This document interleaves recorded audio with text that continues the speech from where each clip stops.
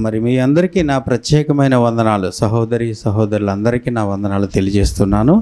ఈరోజు మీతో పంచుకోబోయేటువంటి అంశము జ్ఞానమే వెలుగురా, జ్ఞానమే ప్రియుడురా, జ్ఞానమే నిన్నెత్తుకును అక్కర. ఎందుకు ఇది కొంచెం స్ట్రాంగ్గా ఉన్నట్టుగా ఉంది ఈ అంశం. ఇది వినే మీకు కాదు కానీ అదే ఆ స్ట్రాంగ్గా లేక కొంచెం హార్డ్గా ఇచ్చేటువంటి ఆ యొక్క ఉద్దేశం మీకోసం కాదు ఉద్దేశించింది. ఎవరి కోసం అంటే, ఎవరైతే ఈ జ్ఞానాన్ని వ్యతిరేకిస్తూ ఉన్నారో, ఎవరైతే ఈ జ్ఞానాన్ని లేకపోతే చిన్నపరుస్తున్నారో, తక్కువ చేస్తున్నారో, అట్టి వారికి కొంచెం స్ట్రాంగ్గా ఇవ్వటం కోసం జ్ఞానమే నీ వెలుగురా, జ్ఞానమే నీ ప్రియుడురా, జ్ఞానమే నిన్నెత్తుకును అక్కర అనేటువంటి అంశం. ఎందుకు అలాగ ఇవ్వాల్సి వచ్చిందంటే, అక్క నీకు జ్ఞానం, చెల్లా నీకు అని, ప్రియుడా నీకు అని అపహాసం చేసేటువంటి అపహాసకులు బయలుదేరి ఉన్నందున అలాంటి మరి గట్టిగా బుద్ధి చెప్పే విధంగా ఆ పదజాలం వాడటం అనేది జరిగింది. దీన్ని గమనించగలరు. అయితే మనం అంశంలోనికి వెళ్ళే ముందుగా అంశంలోనికి వెళదాం. జ్ఞానమే నీ వెలుగురా, జ్ఞానమే నీ ప్రియుడురా, జ్ఞానమే నిన్నెత్తుకును అక్కర. ఎందుకని ఇలాగ ఇవ్వవలసి వచ్చిందని అన్నప్పుడు మీకు ఉద్దేశం తెలియజేశాను కదా. అయితే ఈ జ్ఞానము అనే ఈ అంశం ఏదైతే ఉందో, ఈ యొక్క సామెతల గ్రంథంలో 8వ అధ్యాయములో ఉన్నటువంటి ఈ యొక్క ఆ పేరంతా ఉన్నటువంటి ఆ అధ్యాయం అంతా ఉన్నటువంటి ఒక ఉద్దేశం ఏదైతే ఉందో, ఒకే ఒక ఉద్దేశం కనబడతా ఉంది. ఏంటంటే, మరి తండ్రి అయిన దేవుడు యెహోవా తన కుమారుని చేస్తున్నటువంటి పరిచయం ఈ లోకానికి, తన కుమారుని ఈ లోకానికి పరిచయం చేస్తున్నటువంటి పరిచయం అది. మనము దాన్ని వివరించుకుందాం. దీన్ని ఇలా ఇది దేవుడు అని, దేవుని కుమారుడు అని చెబుతూ, దేవుని యొక్క పుట్టుక అక్కడే ప్రారంభమైందంటూ, ఆదిలోనే ఈ లోకం పుట్టక మునుపు, భూమి రవంత పుట్టక మునుపు, పర్వతములు పుట్టక మునుపు, ఆదిలోనే ఆయన పుట్టుక జరిగింది అనేటువంటి గొప్ప ఉన్నతమైన స్థానంలో క్రీస్తును చూపించేటువంటి ప్రయత్నం చేస్తుండగా, అయితే కొంతమంది ఏం చేస్తారంటే, అదే జ్ఞానము కాదు, ముస్లిం సోదరులు అది జ్ఞానము, అది దేవుని కుమారుడు కాదు, అది జ్ఞానం అంతే అని అంటూ ఉన్నారు. సరే, ఎందుకని అంటే, యేసుక్రీస్తు వారిని వారు దేవుడుగా అంగీకరించరు.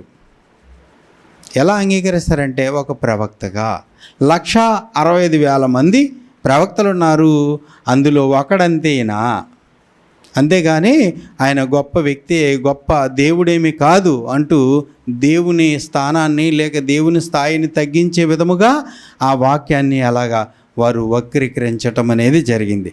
అదే వైరస్, అదే జాడ్యం, అదే రోగం చాలామందికి క్రైస్తవ్యంలోనికి అది నెలకొంది. క్రైస్తవులు కూడా అదే బాణీని, వారు చెప్పిన విధాన్ని, వారు చెప్పినటువంటి విధమును అవలంబిస్తూ అది దేవుడు కాదు, జ్ఞానమే అంటూ ఉన్నారు. కనుక మనం తీయండి ఒకసారి సామెతల గ్రంథం 8వ అధ్యాయము ఆ మొదటి వచనం నుంచి చూస్తే, అక్కడ ఏమని ఉన్నది? మొదటలో ఏమన్నది? జ్ఞానము ఘోషించుచున్నది, వివేచన తన స్వరమును వినిపించుచున్నది. ఫస్ట్ పాయింట్ ఏంటంటే, తనకి స్వరం ఉన్నదని చూపిస్తూ ఉంది. జ్ఞానానికి స్వరం ఉందనంట. తరువాత ఇంకేమంటున్నాడు? ఒక పాయింట్లో జ్ఞానం ఉందనంట. తరువాత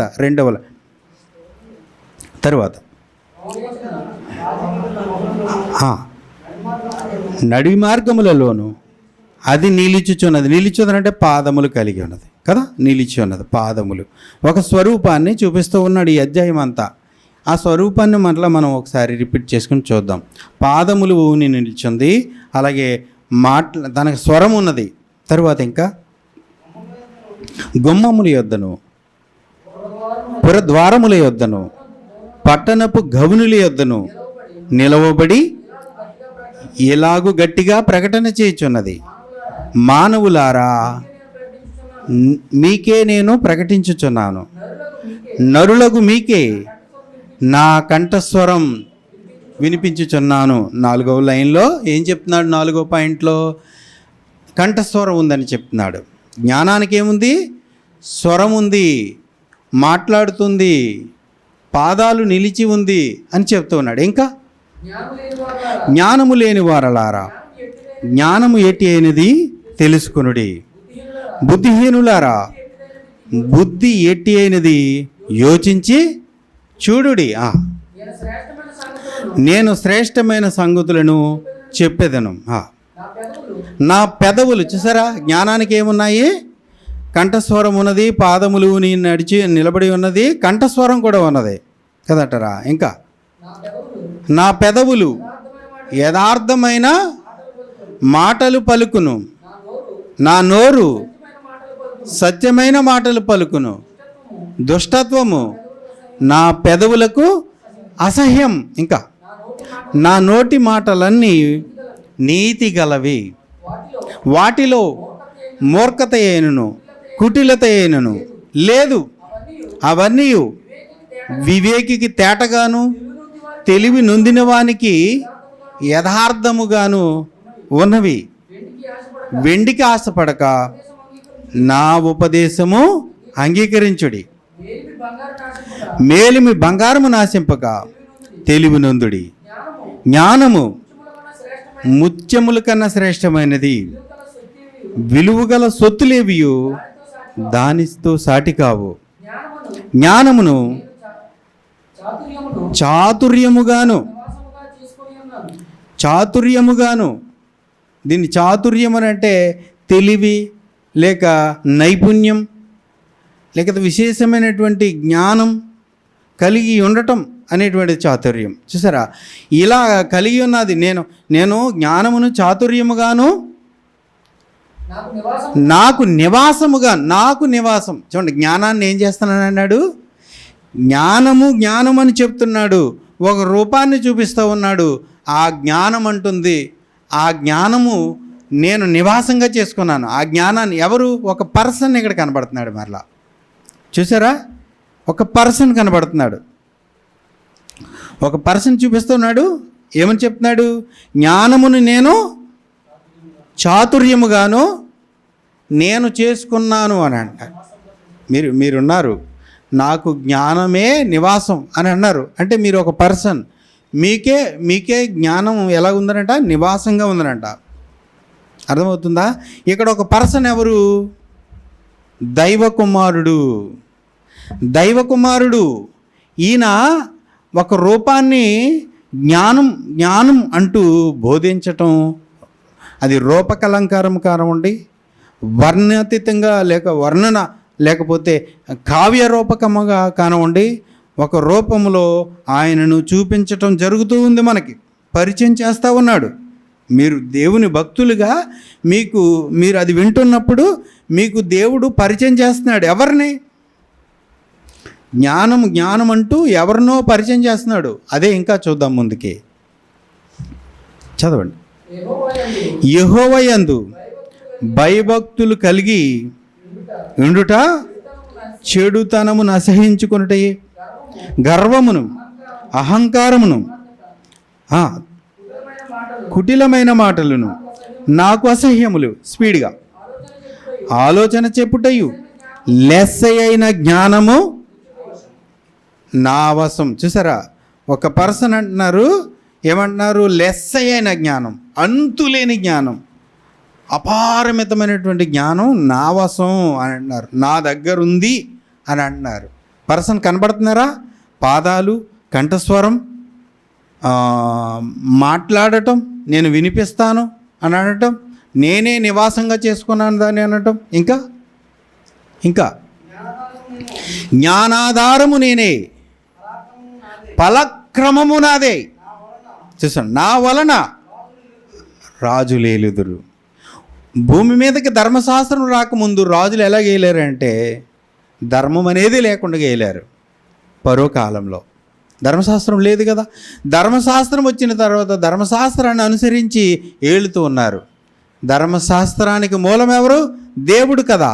యేసుక్రీస్తు కదా. యేసుక్రీస్తు వారు అంటున్నారు కదా, నాకు కలిగినవన్నీ, తండ్రికి కలిగినవన్నీ నావి, నా వాటిలోనివి పరిశుద్ధాత్ముడు తీసుకుని మీకు ఇస్తాడు అని చెప్తూ ఉన్నారు. అంటే రాజులు నా వలన వెళ్తారు అని అంటున్నాడు. ధర్మశాస్త్రం భూమి మీదకి వచ్చింది కనుక ధర్మశాస్త్రాన్ని బట్టి రాజ్యాంగాలు వచ్చాయి కనుక రాజ్యాంగాలలో చట్టాలు చేసేటువంటి ఏదైతే ఉందో, శిక్షలు అమలయ్యేది ఏదైతే ఉందో, చూడండి ఉరిశిక్ష కానివ్వండి, జడ్జి ఉన్నాడు, ఉరిశిక్ష అమలు చేశాడు. ఒక మనుషుడిగా మీరు కానీ నేను కానీ చేయగలమా? దానికి మూలం ఎవరు? చట్టం, ధర్మం, ఆ పవర్ వెనకాల ఉంది చూసారా, పవర్. అది ఎవరిది అంటే దేవునిది. ఆ మూలం దేవుడు, మూలమై ఉన్న దేవుడు ఏమంటున్నాడు? నా వలనే రాజులు ఏళతారు, నా వలనే చట్టాలు ప్రభుత్వాలు జరిగిస్తారు అని అంటున్నాడు. సున్నితంగా మనకి విడిపోయేటట్టుగా మనకి అది అర్థమవుతుందా? ఏ మనుషుడైనా ఒక మనుషుడికి మరణశిక్ష విధించగలడా? విధించలేడు. ఆ స్థానంలో కూర్చున్నాడు కనుక, అది ఆ పవర్ అది ఇచ్చింది కనుక, ఆ ధర్మశాస్త్రం ఇచ్చింది కనుక, రాజ్యాంగం ఇచ్చింది కనుక చేస్తూ ఉన్నాడు. కనుక ఇదంతటికి మూలం ఎవరని అంటే, ఇదిగో జ్ఞానమైన నేను అని చెప్పేశారా అన్నాడు. ఇంకా ఎదురికి వెళ్తే, అధికారులు న్యాయమును బట్టి పాలన చేయుదురు, నా వలన అధిపతులను గనులైన న్యాయాధిపతులను ప్రభుత్వమును చేదురు, నన్ను ప్రేమించు వారిని నేను ప్రేమించుచున్నాను, నన్ను జాగ్రత్తగా వెతుకువారు నన్ను కనుగొందురు.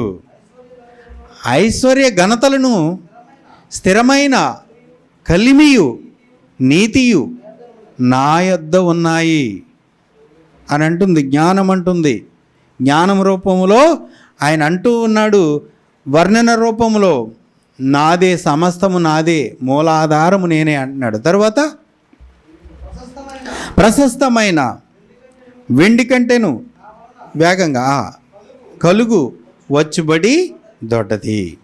తరువాత నీతి మార్గమందును న్యాయ మార్గమునందును నేను నడుచుచున్నాను, నన్ను ప్రేమించు వారిని ఆస్తికర్తలుగాను చేయుదును, వారి నిధులను నింపుదును.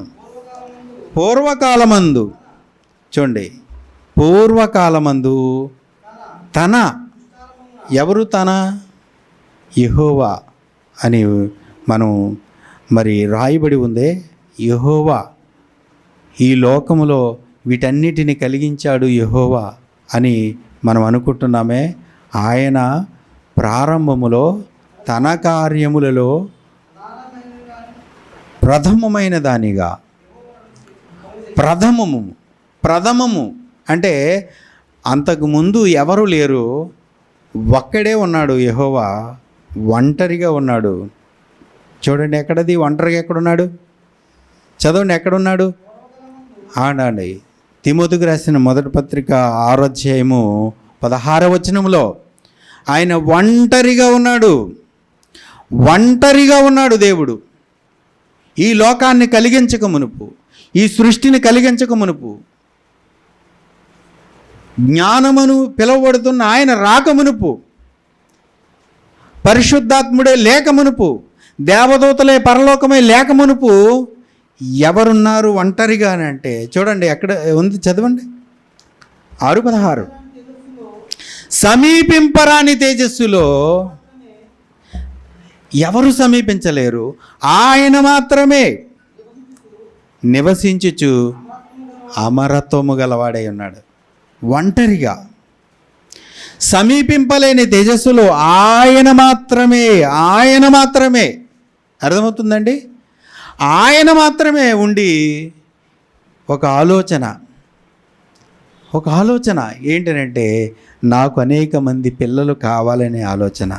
ఆ ఆలోచనే మనమందరము రావడానికి కారణం. ఆ ఆలోచనే ఈ లోకమంతా రావడానికి కారణం. ఆ ఆలోచనే పరలోకం రావడానికి కారణం. ఆ ఆలోచనే ప్రథమమైన దానిగా యెహోవా నన్ను కలుగజేశాడు అని చెబుతున్నాడే. ఆ ఆలోచనే కారణం. ఏంటి? అనేక మంది పిల్లలు కావాలనేటువంటి ఆలోచన. దీని మీద ఒక పాట కూడా చక్కగా రాయటం అనేది జరుగుతూ ఉంది. సమీపించలేని తేజస్సులో తన మాత్రమే ఉన్నాడని, ఒంటరిగా ఉన్నాడని అనేటువంటి ఒక మంచి పాట. ఎందుకు రావాల్సి వస్తుందనంటే, వీరికి పాట రూపంలోనైనా ప్రసంగం రూపంలోనైనా నేర్పించాలి. ఈ జ్ఞానము లేని మనుషులకు నేర్పించాలి, చెప్పాలి. వాక్యాన్ని తప్పుదారి పట్టిస్తున్న మనుషులకు మనము చెప్పాలి. మన వంతు ప్రయత్నం, నా వంతు ప్రయత్నం ఏదో ఉడతా భక్తి కదంటారా, ఉడతా భక్తిగా నా వంతు ప్రయత్నం నేను చేస్తూ ఉన్నాను. అది దేవుడే సఫలం చేయవచ్చు.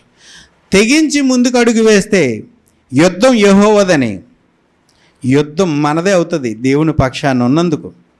గొలియాతును కొట్టలేదా దావీదు? బలహీనుడే, బాలుడే. చాలామంది సూర్యులు ఉన్నారు. సూర్యులు అందరూ ఉంటుండగా నేను కొట్టేస్తాను సున్నత లేని ఫిలిష్తీయుడు, ఆ వాడెంత అని చెప్పేసి మనము తెగించి యెహోవా యుద్ధము జరిగించేది ఆయన, మనం నిలబడాలి ధైర్యంగా. అంటే యుద్ధం ఆయన జరిగిస్తాడు, వాటమి వారికి అనుగ్రహిస్తాడు. వాక్యాన్ని తప్పుదారి పట్టిస్తున్న, వాక్యాన్ని కలిపి చెరుపుతున్న వారికి బుద్ధి కలగటానికి అల్పుణ్ణే రేపవచ్చు బహుశా, కదంటారా. చిన్నవాడి చేత అయినా చెప్పించవచ్చును.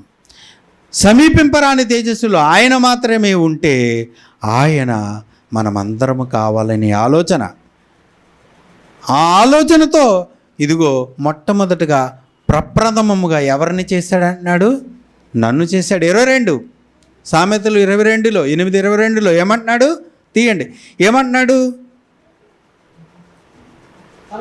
తన కార్యములలో ప్రథమమైన దానిగా యెహోవా నన్ను కలుగజేసెను.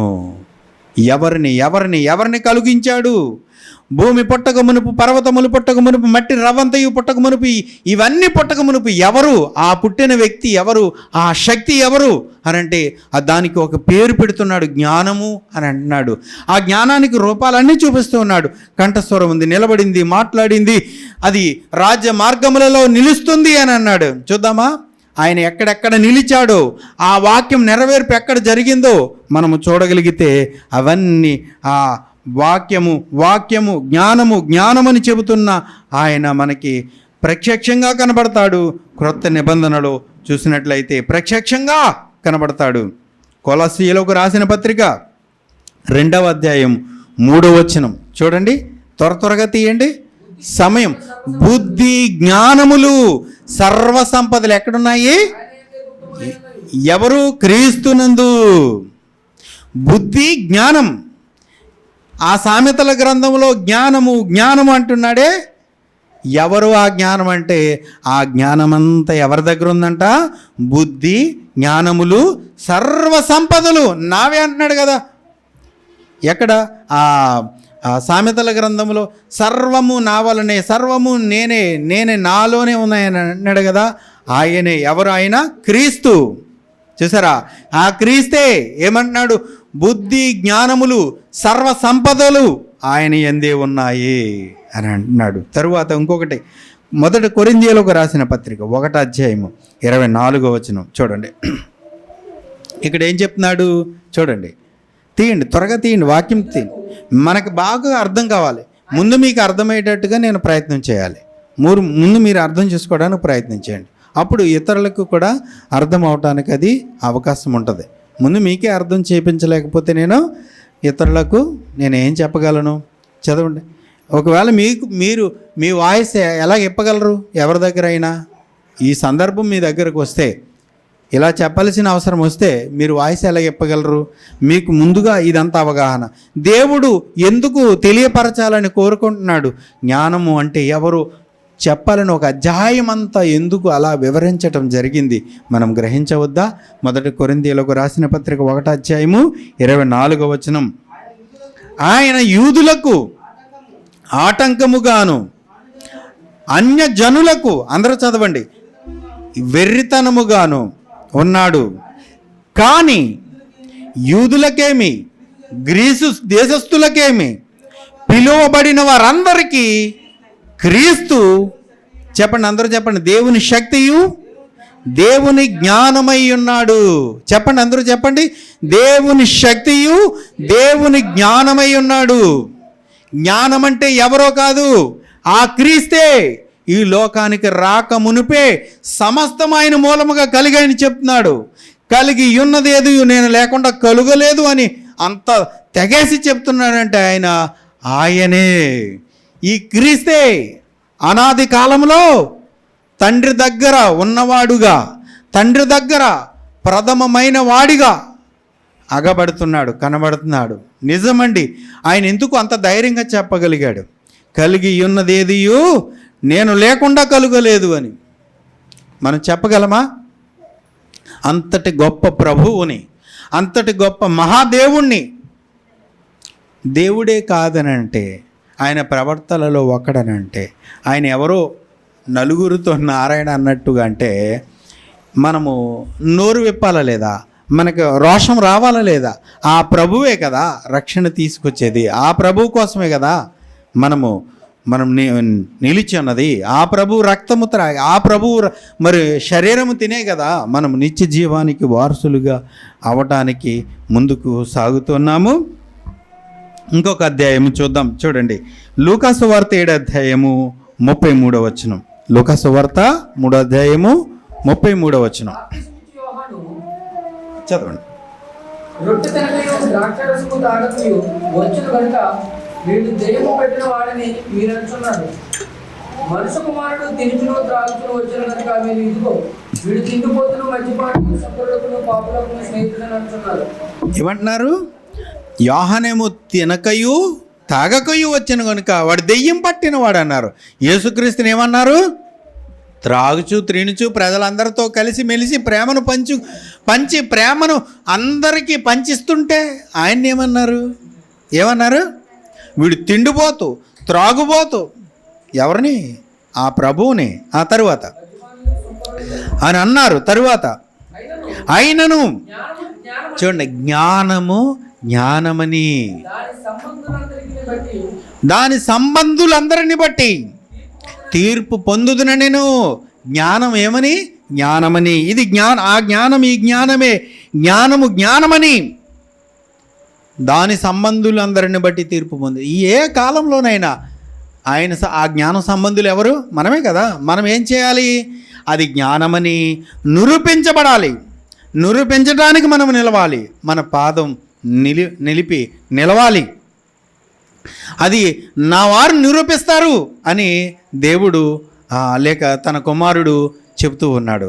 నా వారు నిరూపిస్తారు అని, నా ప్రజలు నిరూపిస్తారు, నేను సంపాదించుకున్న నా ప్రజలు, నా శిష్యులు నిరూపిస్తారు అని చెప్పేసి అని అంటూ ఉన్నాడు. తరువాత మనం 1 కొరింథీ 1వ అధ్యాయం 31వ వచనం చూడండి. 1వ అధ్యాయం 31. అతిశయించువాడు ప్రభువునందే అతిశయింపవలెను అని రాయబడి ఉన్నది నెరవేరునట్లు దేవుని మూలముగా ఆయన మనకు జ్ఞానము, నీతియు, పరిశుద్ధతయు, విమోచనము ఆయనే మనకి జ్ఞానం. ఎవరు ఆయన? ఆ సామెతల గ్రంథములో జ్ఞానం అని చెప్పబడుతున్న ఆయనే ఎవరు? క్రీస్తు. ఆ జ్ఞానం ఎవరు? క్రీస్తు. ఆ జ్ఞానం ఎవరు? క్రీస్తు అండి. ఆయన కాదని మరి అబద్ధాలు చెబుతుంటే దాన్ని మార్చేస్తుంది, సత్యాన్ని అసత్యానికి మారుస్తుంటే మనము ఇదిగో ఇలాగా బయటికి వెళ్ళేలాగా చెప్పాల్సిన అవసరత, వాయిస్ చెప్పాల్సిన అవసరత వచ్చింది, ఏర్పడింది. మన వంతు పని మనం చేయాల్సిన అవసరత వచ్చింది. ఆ జ్ఞానం ఎవరు? క్రీస్తు. ఆ జ్ఞానమే నీతి, ఆ జ్ఞానమే మనకు రక్షణ, ఆ జ్ఞానమే అని చెప్తూ ఉన్నాడు. మరలా లూకాసు వార్త 11వ అధ్యాయము 49వ వచనం. 49. అందుచేత దేవుని జ్ఞానము చెప్పినదేమనగా, చూసారా, దేవుని జ్ఞానం చెప్పినదేమనగా, దేవుని జ్ఞానం ఎవరు? యేసుక్రీస్తు వారు. దేవుని జ్ఞానం చెప్పునది ఏమనగా ఏమంటున్నాడు? నేను వారి యొద్దకు ప్రవక్తలను అపోస్తులను. చాలండి. దేవుని జ్ఞానము చెప్పునది ఏమనగా, చూడండి ఎంత ఎంత ఇంతకంటే రుజువేం కావాలో చెప్పండి. ఆ జ్ఞానం ఎవరు? ఇదిగో సంత వీధులలో, ఈ అన్నిటిల్లో, ఆ గ్రామాలలో, పట్టణాలలో, మరి రాజు మార్గాలలో నిలబడి ప్రకటించిన ఆ జ్ఞానం ఎవరో కాదు, ఆ క్రీస్తే. ఆ జ్ఞానము జ్ఞానమని నిరూపించబడుతుంది. శిష్యులు నిరూపిస్తారు, నా వారు నా సంబంధులు నిరూపిస్తారని ఆయన నమ్మిక ఉంచుకుని ఉన్నారు. కనుక మనము పౌరుషం తెచ్చుకుని నిలవలసి ఉన్నది. పౌరుషం తెచ్చుకుని ఆ జ్ఞానమే ఇదిగో క్రీస్తని, ఆ జ్ఞానమే ఈయనని మనము నిరూపించబద్ధులమై ఉన్నాము. ఆ జ్ఞానము ఈ లోకంలోనికి వచ్చింది. ఆ జ్ఞానం ఈ లోకంలో ప్రవేశించింది. ఆ జ్ఞానం శరీరాన్ని ధరించింది. ఆ జ్ఞానం కృపాసఖ్య సంపూర్ణుడు మన మధ్య నివసించింది. మొదటి యోహాను సువార్త 1:9 చెప్తున్నాడు, నిజమైన వెలుగు ఒకటి ఉండెను, ఆ వెలుగు ఈ లోకములోనికి ప్రవేశించుచు ఉండెను, అది లోకములోనికి వచ్చుచు ప్రతి మనుష్యుణ్ణి వెలిగించుచు ఉన్నది. వెలిగించుచు ఉన్నది ప్రతి మనుషుని. నిజమైన వెలుగు, నిజమైన వెలుగు, నిజమైన వెలుగది ఈ లోకంలోనికి ప్రవేశించింది. ఎవరు? ఆ క్రీస్తే. అనాదిలో పుట్టాడే. నేను పుట్టి తిని పర్వతములు పుట్టక మునుపు, భూమి దాని మైదానములను స్థాపింపక మునుపు, పరలోకం పుట్టక మునుపు. చూడండి సామెతలు 8:30 ఏమంటున్నాడు? ఆయన కలుగు చేసిన పరలోకమును బట్టి నేను ఆనందించుచుంటిని. 8:30 చదవండి. నేను ఆయన యొద్ద ప్రధాన శిల్పి. శిల్పి అంటే తెలుసు కదండి, శిల్పి, ప్రధాన శిల్పి. ఈ లోకాన్ని అంతటిని డిజైన్ చేయటానికి ప్రధాన శిల్పట. ఈ లోకాన్ని అంతటిని ఇంత అందంగా రూపకల్పన చేయటానికి ప్రధాన శిల్పట. ఈ లోకాన్ని ఇలా డిజైన్ చేయటానికి ఎవరు? మన ప్రభు క్రీస్తు. ఆదిలో ఆయన పేరు ఏంటో తెలుసండి? వాక్యమను నామం. వాక్యమను నామంతో పిలువబడ్డాడు ఆయన. ఆది యందు వాక్యము ఉండెను, వాక్యము దేవుని యొద్ద ఉండెను, ఆ వాక్యము దేవుడై ఉండెను, వాక్యము అని పిలువబడ్డాడు ఆయన. వాక్యము అని పిలువబడ్డాడు. తరువాత నిజమైన వెలుగు. వెలుగు ఈ లోకములోనికి ప్రవేశించింది. ఈ లోకములో ప్రతి మనుషుణ్ణి వెలిగించింది, టచ్ చేసింది. పవర్ టచ్ చేసింది. నన్ను టచ్ చేస్తే నేను వెలిగాను, మిమ్మల్ని టచ్ చేస్తే మీరు వెలిగారు. ఇక్కడ ఉన్న వాళ్ళందరూ మనమంతా కూడా వెలుగు సంబంధులం కదంటారా? ఇందులో సందేహం లేదు. మనం ఎవరం? వెలుగు సంబంధులం. ఇదిగోండి నతనెల్లి గారు ఉన్నారే, ఏదైనా వాక్యంలో తప్పు మాట్లాడితే, ఎవరైనా మరి వాక్యానికి విరుద్ధంగా మాట్లాడితే వెంటనే రోసం వచ్చేస్తుంది, దీనికి కోపం వచ్చేస్తుంది. పౌరుషంగా మోమాటాలు ఉండవు. అలా వెలుగు సంబంధులు చీకటిని సహించలేరు. వెలుగు సంబంధులు మనమంతా. ప్రతి మనిషిని వెలిగిస్తూ వెలుగు సంబంధులుగా లోకాన్ని అంతటినీ మరి వెలిగించాలని దేవుడు యేసుక్రీస్తు వారిని లోకానికి పంపాడు, తండ్రి అయిన దేవుడు. చూడండి, ప్రియుడు అన్నామే కదా, ప్రియుడు ఆయనే మన ప్రియుడు కదంటారా? ఆయన మన ప్రియుడు, ఆయన నిజమైన వెలుగు, మన ప్రియుడు. చూడండి, ఎఫెసీయులకు రాసిన పత్రిక 1:4 తన ప్రియుని యందు మనల్ని ఆయన ఎలా చూస్తున్నాడు చూడండి, తన కుమారుని ఎలా చూస్తున్నాడు చూడండి. ఈయన నా ప్రియ కుమారుడు. యోహాను బాప్తిస్మం ఇచ్చిన ఆ సమయంలో ఈయన నా ప్రియ కుమారుడు అని ఆకాశం నుండి సాక్ష్యం ఇస్తూ ఉన్నాడు. నా ప్రియ కుమారుడు, ప్రియ కుమారుడు. చూడండి, ప్రియుల మధ్య ఉన్నటువంటి బంధం ఎలాంటిది చెప్పండి, ఆలోచన చేయండి. ప్రియుడు ప్రేయసి మధ్య ఉన్నటువంటి బంధం ఎలాంటిది అంటే, భార్యాభర్తల మధ్య ఉన్నటువంటి బంధం ఎలాంటిది? తల్లిని మర్చిపోతాడు, తండ్రిని మర్చిపోతాడు, అక్క చెల్లి నాన్నదమ్ములు అందరిని మర్చిపోతాడు, భార్యతో ప్రేమలో పడిపోతాడు కదంటారా? ఆమె ఏం చేస్తుంది? తల్లిని మర్చిపోద్ది, తండ్రిని మర్చిపోద్ది, అన్నదమ్ములను అక్క చెల్లి అందరిని మర్చిపోద్ది, భర్త ప్రేమలో ఏమవుద్ది? మునిగిపోద్ది. అంటే అందరికి మించినటువంటి ప్రేమ ప్రియుల ప్రేమ. దేవుడు ఆ పోలికను ఎందుకు తీసుకున్నాడంటే అందరికీ మించిన ప్రేమ, అందరికంటే ఎక్కువగా నన్ను ప్రేమించాలండి దేవుని కోరిక. అర్థమవుతుందండి? అందరికంటే, ఇంట్లో ఉన్నవారు అందరికంటే, నీ బంధుమిత్రులందరికంటే ఎక్కువైన ప్రేమ, ఎక్కువ బాండింగ్, ఎక్కువ కనెక్టింగ్, ఎక్కువగా సహవాసం దేవునితో ఉండాలనేది దేవుని కోరిక. ప్రియుడు అని అంటున్నాడు చూడండి, కుమారుడిని ఏమంటున్నాడు? ప్రియుడు తన ప్రియుని యందు, ఎఫెసీ 1:4 తన ప్రియుని యందు అని అంటున్నాడు. అలాగే కీర్తనల గ్రంథం 27:2 తన ప్రియులు నిద్రించుచుండగా, ఎవరు? తన ప్రియులు నిద్రించుచుండగా వారికి ఇస్తూ ఉన్నాడు గర్భఫలాలు. ఎవరు? వీరంతా, మనమంతా ఆయన ప్రియులు. గర్భఫలాలు పొందిన ప్రతి వారు కూడా దేవునికి ఎవరు? ప్రియులు. ప్రియులు గర్భఫలాలు ఇచ్చాడు కదా, మరి ప్రియులకి ఇస్తూ ఉన్నాడు. ఆయన మనల్ని ప్రియులుగా చేస్తున్నాడు. అలాగనే మనకి చూడండి 8వ అధ్యాయము, పరమగీతాలు 8వ అధ్యాయము 5వ వచనం చూడండి. ఇక్కడ ప్రియుడు ప్రేయసి ఈ బంధం ఎలాగా మమేకమై లేక ఎంత గట్టిగా, ఎంత దగ్గరికి హత్తుకుని ఉంటుందో అలాంటి ప్రేమను అభివర్ణిస్తూ ఉన్నాడు. ఎవరికి? ఈ భక్తుల మధ్యను దేవుని మధ్యను అలాంటి బౌండింగ్, అలాంటి సహవాసాన్ని దేవుడు కావాలని కోరుతూ ఉన్నాడు. అంటే చెడు దృష్టితో కాదు, మంచి దృష్టితో చూసి మంచి ఆలోచనతో చూడండి. స్నేహం లేక ప్రేమ చూడండి, చదవండి. పరమగీతాలు 8వ అధ్యాయము 5వ వచనం అందరూ చదువుతున్నారా? తన ప్రియుని మీద ఆనుకొని అరణ్య మార్గమున వచ్చినది యవతే అని అన్నాడు. అంటే ఎవరు ఆమె? అరణ్య మార్గంలో వచ్చిన ఆమె ఎవరు? ఎవరు? ఇశ్రాయేలు జనాంగం. ఇశ్రాయేలు జనాంగాన్ని ఏమంటున్నాడు? నా ప్రియురాలు అంటున్నాడు. నా ప్రియురాలు. ఇశ్రాయేలు జనాంగాన్ని నా ప్రియురాలు అని అంటున్నాడు. నా ప్రియురాలను అరణ్యంలో పోషించిన ప్రకటన గ్రంథంలో అంటాడు, కాలము అర్ధకాలము ఆమెను అక్కడ పోషించటానికి కాలం నిర్ణయించి ఉన్నారు అని అంటాడు.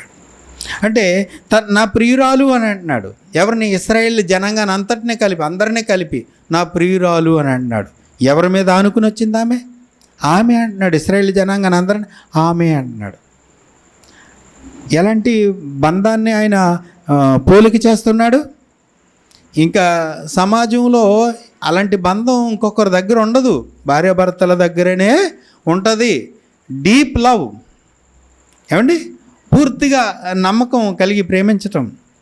కనుక అలాంటి ప్రేమను శరీర సంబంధమైన ఆలోచనతో కాదు, ఇది ఆత్మ సంబంధమైన ఆలోచనతో.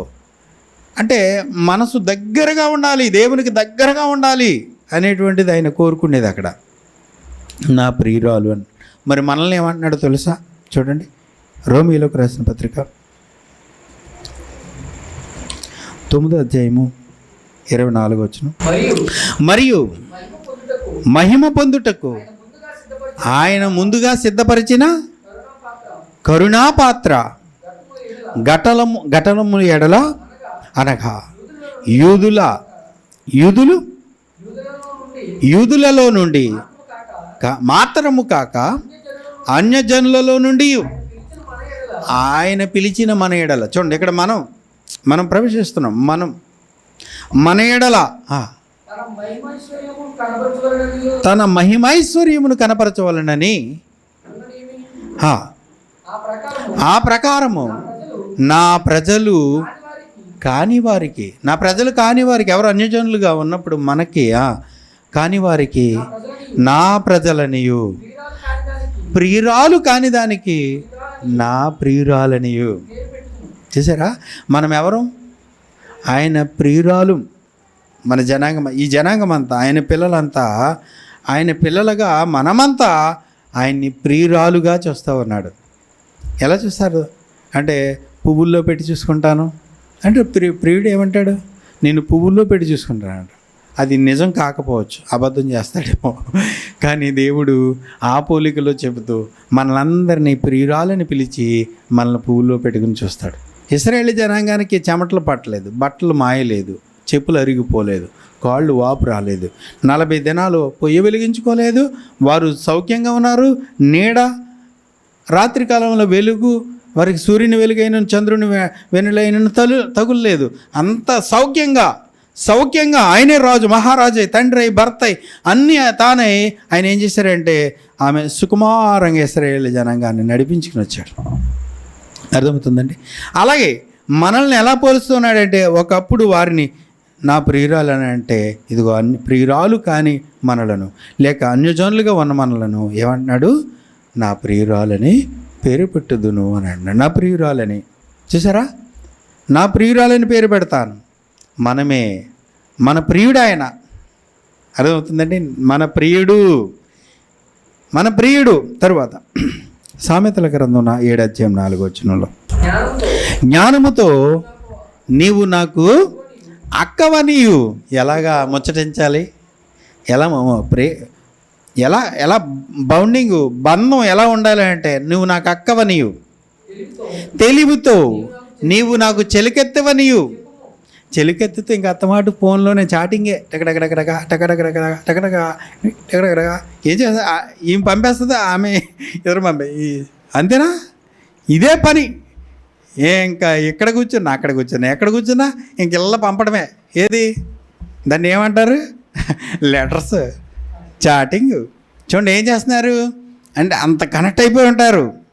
జ్ఞానముతో మనం ఎలా కనెక్ట్ అవ్వాలని చెప్తున్నాడు. జ్ఞానంతో ఎలా కనెక్ట్ అవ్వాలంటున్నాడు?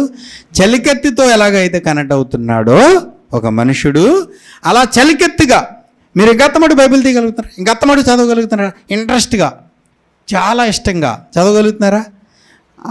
ఆ యొక్క బౌండింగ్, ఆ యొక్క స్పర్శ చలికెత్తుతో ఎలాగైతే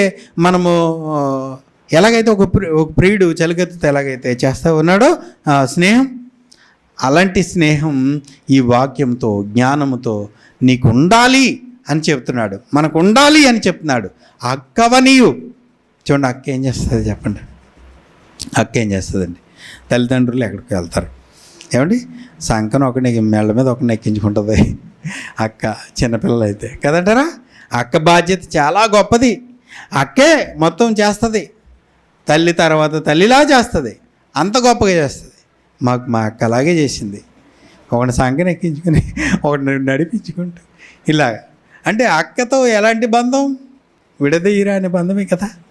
అలాంటి బంధం అక్కతో ఎలాగా? అక్కవనియు చెప్పు అంటే అంత క్లోజ్గా మూవ్ అవ్వు. ఎవరితో? ఈ జ్ఞానముతో, వాక్యముతో.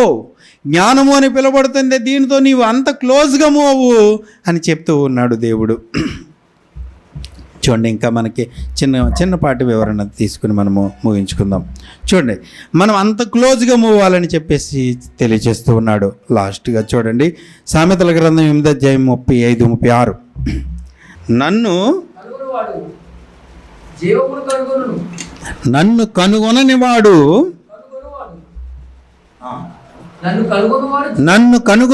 జీవమును కనుగొనును, యెహోవా కటాక్షము వాని కనుగొను.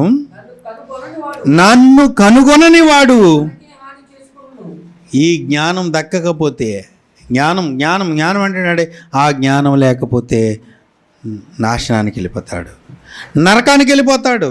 ఎందుకనంటే ఆ జ్ఞానమే చెప్తుంది కదా, నేనే మార్గం, సత్యం, జీవం. నేను తప్ప వేరొక మార్గం లేదు. ఎక్కడికి? పరలోకం చేరటానికి. పరలోకానికి రెండో మార్గం లేదు. జ్ఞానం అని అలా తెలియజేస్తుంది. చూడండి, ఎక్కడ తెలియజేస్తూ ఉంది మనకి? యోహాను సువార్త 14:6 నేనే జ్ఞానము, నేనే సత్యము, నేనే జీవం అన్నాడు. ఆ జ్ఞానమై ఉన్న క్రీస్తు. తరువాత సామెతలు 9:1 చదవండి. జ్ఞానము నివాసము కట్టుకుని దానికి 7 స్తంభములు. ఏమంటే బోరింగ్ ఏమన్నా ఉందా? లేదు, కొంచెం ఇంట్రెస్ట్, ఓపికగా అండి. జ్ఞానం ఎలాగుందట? నివాసము కట్టుకుని దానికి 7 స్తంభములు చెక్కుకుని ఉన్నదట జ్ఞానం. చూడండి, జ్ఞానం మరలా చదవండి, అది మొదటి నుంచి. జ్ఞానము నివాసము కట్టుకుని దానికి 7 స్తంభములు చెక్కుకొనినది అని చెప్తున్నాడు. 7 స్తంభాలు. సంపూర్ణ సంఖ్య. 7 స్తంభాలు సంపూర్ణ 7 అనేటువంటి సంపూర్ణ సంఖ్య. ప్రకటన గ్రంథం 2వ అధ్యాయం 1వ వచనం. ప్రకటన గ్రంథం 1వ అధ్యాయం 20వ వచనం. 1వ అధ్యాయం 20వ వచనం. కాగా నీవు చూచిన వాటిని ఉన్న వాటిని ఈటి వెంట కలుగబో వాటిని అనగా నా కుడి చేతిలో నీవు చూచిన 7 నక్షత్రములు గూర్చిన మర్మము, ఆ 7 సువర్ణ దీపస్తంభములు సంగతియు రాయము. చూడండి, 7 నక్షత్రాలు, 7 దీపస్తంభాలు. చూసారా, జ్ఞానము నివాసము కట్టుకుని 7 స్తంభములు చెక్కుకుని ఉన్నది. ఆ 7 స్తంభాలు ఏంటి? అక్కడ సామెతల గ్రంథంలో చెప్పిన ఆ 7 స్తంభాల గురించి ప్రకటన గ్రంథంలో చూసారా ఎంత వివరణ, ఎక్కడ నుంచి ఎక్కడికి ఇచ్చాడు చూసారా, ఎంత అద్భుతంగానూ ఉందో. అల్లిక అనేది, ఆ పజిలి అనేది ఎంత గొప్పగా ఉందో చూసారా. దీన్ని ఇలా చూస్తూ కూడా ఆశ్చర్యపోతూ ఉండాలి. ఏంటి ఎక్కడి నుంచి అక్కడికి ఎంత కనెక్టింగ్, ఎంత దూరమో, ఎన్నో గ్రంథాలు దాటి ఆశ్చర్యపోతూ ఉండాలి. దేవుని జ్ఞానాన్ని మనము పరవశం చెందుతూ ఉండాలి. చూడండి, ప్రకటన గ్రంథం 2వ అధ్యాయం 1వ వచనం. పరవశం అవ్వాలి. తర్వాత ఎఫెసులో ఉన్న సంఘపు దూతకు ఇలాగ రాయి, 7 నక్షత్రములు తన కుడి చేత పట్టుకుని 7 దీపస్తంభముల మధ్య సంచరించువాడు చెప్పు సంగతులేవనగా, ఆ 7 స్తంభాలు అన్నాడే నివాసమే కట్టుకున్న, జ్ఞానము నివాసము కట్టుకుని 7 స్తంభములు చెక్కుకున్నది అని అంటున్నాడే. ఇదిగో ప్రకటన గ్రంథములో యోహాను గారు ఆ రహస్యాన్ని చెప్తున్నారు. ఆ రహస్యాన్ని ప్రకటన గ్రంథములో రివీల్ చేశారు, తెలియచేశారు. ఏటట 7 నక్షత్రాలు, 7 సంఘాలు. అందులో చేర్చబడిన వారమే కదా మనము. ఎలా పట్టుకున్నామంట? మనల్ని ఎలా పట్టుకున్నాడు? కుడి చేత జాగ్రత్తగా పట్టుకున్నాడు మనల్ని. కుడి చేత మన మధ్య సంచరిస్తున్నాడట, ప్రధాన కాపరి అయి. మనకు భయం లేదు, మనం దిగులు చెందాల్సిన లేదు. మన ప్రధాన కాపరి మనకున్నాడు. మనకున్నాడా ప్రధాన కాపరి? మనలను కాయువాడు తన కుడి చేత పట్టుకుని ఉన్నాడు. జాగ్రత్తగా కుడి చేత పట్టుకుని ఉన్నాడు. చూసారా, ఎత్తు పట్టుకున్నాడండి సంఘాలని, 7 సంఘాలని. 7 దీపస్తంభముల మధ్య సంచరించేవాడు. సంచరిస్తాడా? సంఘములో సంచరిస్తాడా? కుమారుడైన దేవుడు భూమి మీద రక్తమిచ్చి కొన్ని తన సంఘాన్ని స్థాపించిన మహాదేవుడు మన మధ్య సంచరిస్తాడట. కుడి చేత పట్టుకున్నాడట మనల్ని, భద్రముగా మన మధ్య సంచరిస్తాడట. కనుక మనము చాలా సౌఖ్యముగా, మనల్ని చాలా సెన్సిటివ్గా ఆయన కాపాడతాడు. మనము ఆయన అడుగుజాడల్లో నడిచినప్పుడు ఈ జ్ఞానమై ఉన్న క్రీస్తు, రక్షణ కలిగించిన క్రీస్తు, జ్ఞానానికి మూలాధారమైన వాడు, బుద్ధి జ్ఞానములు సర్వసంపదలు కలిగి ఉన్నవాడు, ఆయన మనల్ని కాపాడతాడట. ప్రధాన కాపరి, మన ప్రధాన కాపరి ఆయన మన మధ్య సంచరిస్తాడట. యోహాను గారు ఆయన్ని చూస్తూ ఉన్నారు. ఎంత గొప్పగా చూస్తున్నారో తెలుసు. యేసుక్రీస్తు అనగానే 6 అడుగుల ఆకారం కలిగిన ఒక మనిషిని మీరు చూసినట్టు చూస్తారేమో. యోహాను గారు అయితే ఎలా చూశారో తెలుసు, ఆయన్ని ఆకాశం అంతా చూశారు. మనం ఒక పాట తీసుకుని రాబోతున్నాం. ఆ పాటలో క్రీస్తుని ఆకాశం అంతా చూపించబోతున్నాం. దాని యొక్క యేసు క్రీస్తుని గొప్పగా చూపించబోతూ ఉన్నాం. అది యూనివర్సిటీ ద్వారా అది రిలీజ్ అవుతుంది. గజ గజ గజ గజమని భూమిని వణికించువాడా, శక్తులు కదిలించువాడా, గజ గజ గజమని భూమిని వణికించువాడా, శక్తులు కదిలించువాడా. దీనికి కోరస్ కావాలి, తయారవ్వాలి అందరూ. కనుక ఆసక్తి కలిగిన వారు, కనుక రాజ్యాన్ని స్థాపించిన యూదుల రాజు అనేటువంటి గొప్ప సాంగ్, క్రీస్తు ఆ మహాదేవుడిగా ఆయన్ని చూపించే ప్రయత్నం చేస్తూ ఉన్నాను. చిన్న ప్రయత్నం చేస్తూ ఉన్నాను. నా కొరకు ప్రార్థించండి. అంశం ఇంతవరకు కంప్లీట్ అయింది. ఒక అధ్యాయములో వివరించుకోవటానికి ఎన్నో గంటల అంశం ఉంది, మ్యాటర్ ఉంది, కానీ మనకి సమయం లేదు. లాస్ట్కి ఒక వచనం చూద్దామా? అయితే అపహాసకులు అపహసించినందున వారికి హెచ్చరికగా ఒక మాట. సామెతలు 9వ అధ్యాయము 12వ వచనం. నీవు జ్ఞానివైన ఎడల నీ జ్ఞానము లాభకరం అవుతుంది. జ్ఞానం దగ్గరికి వచ్చామా, సంపాదించుకున్నామా, మనకే లాభం అవుతుంది. కానీ దాన్ని ఎక్కిరిస్తే తరువాత నీవు అపహాసించిన ఎడల దానిని భరించవలసి ఉన్నది. విడిచిపెట్టడండి దేవుడు. ఎవరైతే అపహాసం చేస్తున్నారో, ఎవరైతే జ్ఞానం నీకు అక్క, నీ చెల్ల, నీ ప్రియుడా అని అపహాసిస్తున్నారో, అపహాసించిన అపహాసకులు దానిని భరింపక తప్పదు, దాన్ని వార్చవలసి ఉన్నది, దానికి నష్టాన్ని మరి మూల్యంగా చెల్లించవలసి ఉన్నది. దీన్ని ఎక్కిరించిన ఎవడైనా దానికి మూల్యం చెల్లించవలసి ఉన్నది. గనుక జ్ఞానము మనకు అక్క, జ్ఞానము మనకి ప్రియుడు, జ్ఞానము మన వెలుగు, జ్ఞానము మన ప్రభువు. ఆ జ్ఞానమే క్రీస్తు ఈ లోకానికి ప్రవేశించాడు. ఆ జ్ఞానమై ఉన్న క్రీస్తే బుద్ధి జ్ఞానములు సర్వసంపదలు ఆయన యందే ఉన్నాయి. ఆయనే మూలాధారం ఈ లోకానికి. దేవుడు ఆయన ద్వారానే మనల్ని స్వీకరించాలని తన ప్రియుని ద్వారా నిర్ణయించుకున్నాడు. మూలమంతా ఆయనే. తండ్రి ఆయన ద్వారానే మనల్ని స్వీకరించాలని కోరుకున్నాడు. దేవుడి పరిశుద్ధ వాక్యం దీవించి ఆశ్రయించునుగాక. చాలా ఓపికగా విన్నారు. మీ అందరికీ నా ప్రత్యేకమైన వందనాలు.